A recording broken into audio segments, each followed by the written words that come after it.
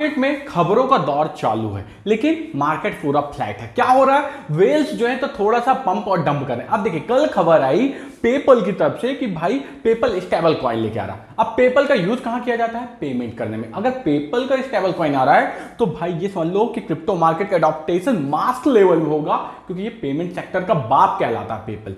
लेकिन हुआ क्या, ये खबर आने के 1 घंटे बाद आपने मेरे से बोला था भाई कोई ट्रेड दे दो, मैंने बोला था रुक जाओ अभी ये इफेक्ट दिखाएगा। क्या हुआ, मार्केट डाउन गया। फिर आपने अगर बाइंग की होगी 28,800 के पास से, बोलोगे हमने कैसे बाइंग कर सकते हैं, तो आपके लिए मैं कुछ डिटेल्स दिखाऊंगा तो आपको समझ में आ जाएगा। सिर्फ आप समझने की कोशिश करना। अभी आपको आज बिटकॉइन के बारे में, शिबा इनू के टारगेट के बारे में और YGG टोकन, जिसको कल मैंने आपको क्लियर कहा था कि ये कॉइन लॉन्ग टर्म विजन के लिए नहीं है, फ्यूचर ट्रेड में जो खेलना चाहता है खेल ले, इसके अलावा कॉइन से दूर रहो, ये कॉइन में कोई पोटेंशियल नहीं। तो अब बात करते हैं थोड़ा सा मार्केट की। मार्केट में आप देख सकते हो YGG टोकन 37% से डाउन में, कल इस समय में 37% से पंप में था। हमने क्लियर किया था कि अपन YGG टोकन से दूर रहेंगे लॉन्ग टर्म विजन के हिसाब से।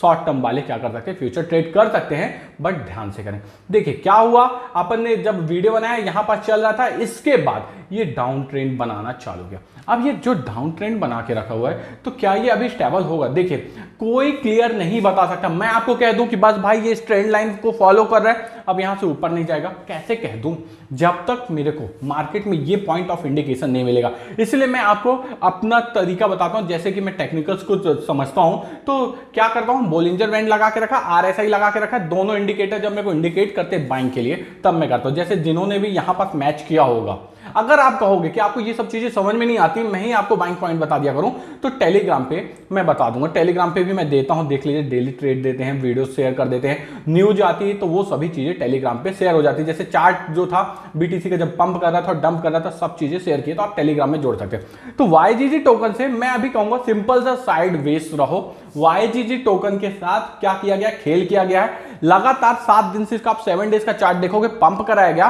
फिर अचानक से इसे डंप करा दिएगा। इससे क्या हुआ, जो लॉन्ग पोजीशन बना के बैठे थे वो डूब गए, और जो शॉर्ट बना के रखे थे वो भी डूब गए।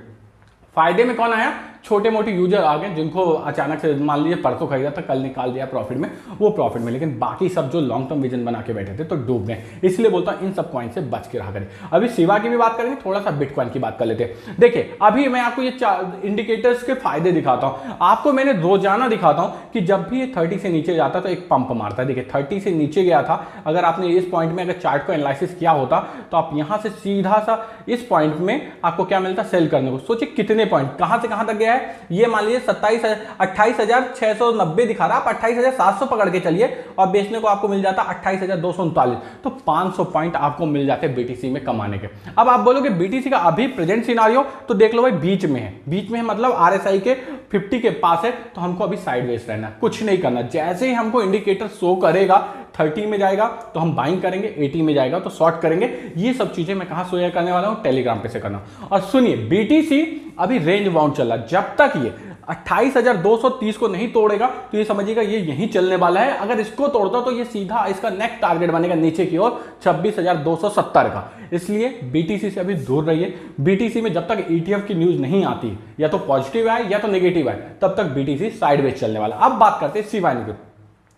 देखिए शिबा इनू ऐसा कोई बुरी खबर नहीं थी कि शिबा इनू को डंप कराया जाए, बट शिबा इनू को डंप हो गया। क्यों हुआ आप भी तो बहुत सी वेल्स के पास शिबा इनू पड़ा हुआ है। अब खबर के दम पे बहुत सारे स्मॉल इन्वेस्टर ने इन्वेस्टमेंट करके रखा हुआ था। अब जब इसमें इन्वेस्टमेंट करके रखा हुआ है तो सीधी सी बात, इसको डंप कराया जाएगा। डंप करा दिए, 89 की सीरीज में आया, 88 तक टच कर सकता है, और उसके बाद ये फिर पंपिंग जोन में जाएगा। क्योंकि शिबा इनू का सिवेरियम सबसे बड़ी खबर है, जिसका इंतजार 2 से 3 साल से यूजर कर रहा है। अब सिवेरियम आने से पॉजिटिव इंपैक्ट पड़ेगा, इसलिए इसको डंप कराएगा। क्या हमें शिबा इनू में फ्रेश एंट्री बनाना चाहिए? मैं बोलता हूं अगर आपको 89 पे मिल रहा है तो आप 89, 80 में भी मिल रहा है तो 10% बाइंग बना लो। लॉन्ग टर्म विजन से बनाना, आज के लिए नहीं, कम से कम नहीं तो आज से 3 महीने के लिए बना के रखना, आपको बेनिफिट हो जाएगा। लेकिन 10% से ज्यादा भी मत करना, अगर नीचे आएगा तो अपन फिर से बाइंग करेंगे। सो अब बाकी मार्केट बिल्कुल फ्लैट है, कोई ऐसी खबर नहीं है कि मार्केट को गिरा सके। सिर्फ प्रॉब्लम क्या है कि अभी वेल्स का खेल चल रहा है, इसलिए आपको पूरे फंड को यूटिलाइज नहीं करना,